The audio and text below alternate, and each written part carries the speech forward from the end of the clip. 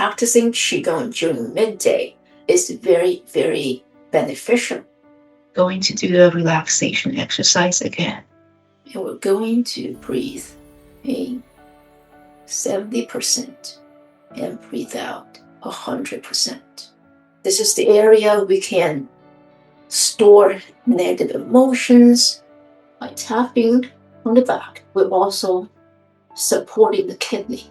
So as we loosen and releasing suppressed energies and emotions around the arms, we're also lifting the burden of our heart.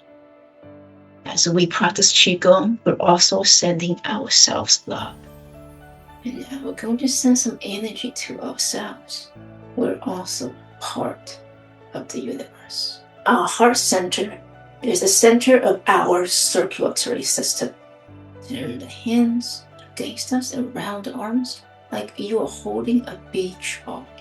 All the acupuncture points all over your body are also on your face.